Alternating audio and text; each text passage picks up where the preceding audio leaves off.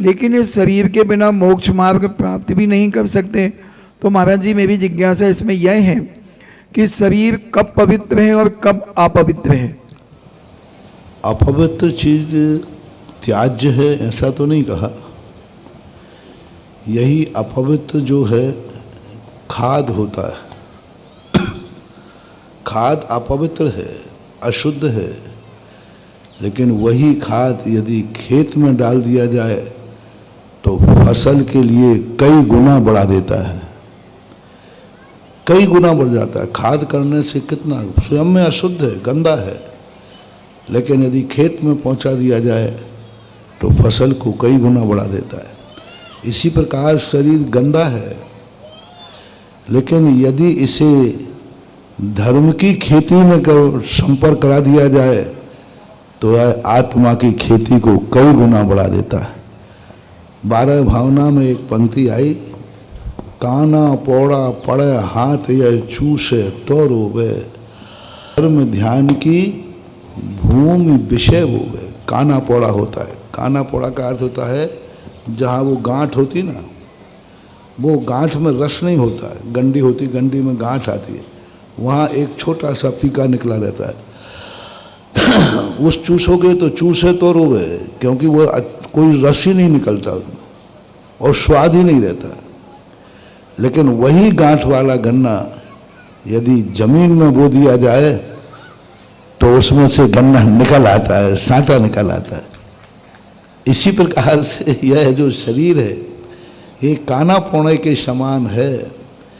यदि इसको भोगोगे तो रोओगे, और इसी काने को यदि इसी शरीर से धर्म करोगे, इस शरीर को धर्म की खेती में लगा दोगे तो फल अनंत जो धर्म ध्यान की भूमि विषय बोगे। इसी को धर्म ध्यान की भूमि में यदि बो दिया तो अनंत अनंत सुखी बना देता है।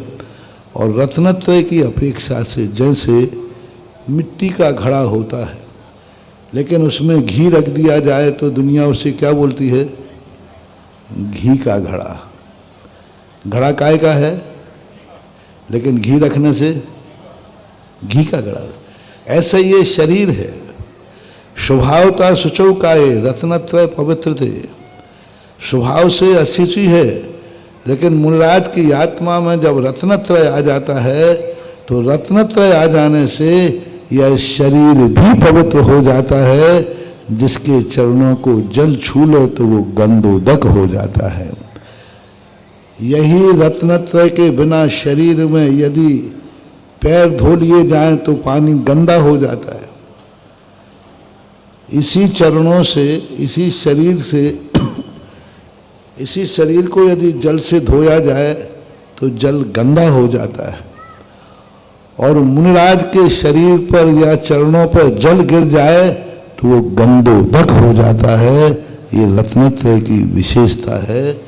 जैसे मिट्टी का घड़ा घी रखने से घी का घड़ा हो गया, इसी प्रकार इस घड़े में रत्नत्रय आने से यह अशुचि शरीर भी पवित्रता को प्राप्त हो जाता है।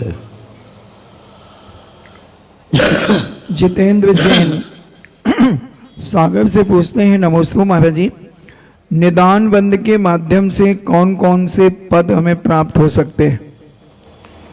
निदान बंद के माध्यम से वह पद प्राप्त हो सकते हैं जिन पदों पर रहकर व्यक्ति नरक जा सकता है। जिन जिन पदों पर से नरक जाया जा सकता है वे सब निदान से प्राप्त हो सकते हैं, क्योंकि निदान से पाने वाला पद नियम से नारकी होता है। वह नरक जाता है।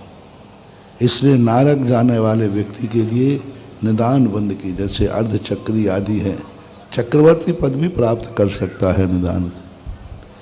तो इस प्रकार से